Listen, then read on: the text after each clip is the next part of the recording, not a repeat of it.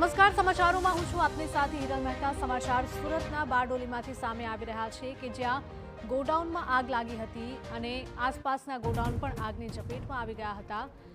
11થી વધારે ગોડાઉનમાં આગ ભભૂકી ઉઠી હતી। ધુલિયા ચોકડી પાસે આવેલા ગોડાઉનોમાં વિકરાળ આગ લાગી હતી।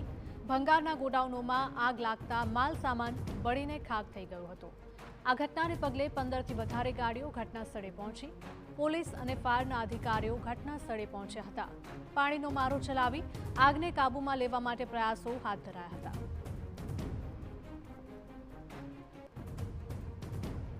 બુઝાવવાની પ્રક્રિયા ચાલુ છે। આજ સવારે 2 વાગ્યા 2:30 વાગ્યાની અરસામાં આગ લાગેલી હતી, જેના અનુસંધાને બારડોલી 4 ગાડીઓ ઘટના સ્થળે હતી। તેમજ આગની જ્વાળાઓની તીવ્રતા જોઈ અમે બારડોલી પોલીસ સ્ટેશનને તેમજ મામલતદાર સાહેબને તેમજ મહેરબાન પ્રાંત સાહેબને પણ અમે સંદેશો આપ્યો હતો, જેની ઘટનાની ગંભીરતા લઈને તેઓ પણ અમે આ સ્થળ પર હાજર હતા અને આસપાસની નગરપાલિકાઓ, મહાનગરપાલિકાઓ, જિલ્લા ફાયર હેડક્વાર્ટરની ગાડીઓ ઘટના સ્થળે બોલાયેલી છે।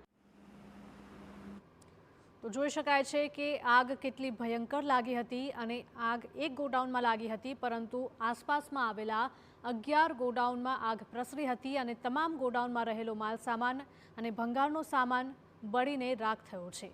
ફાયરના જવાનો તાત્કાલિક ઘટના સ્થળે પહોંચ્યા હતા અને પાણીનો મારો ચલાવી આગ પર મેળવ્યો હતો કાબૂ।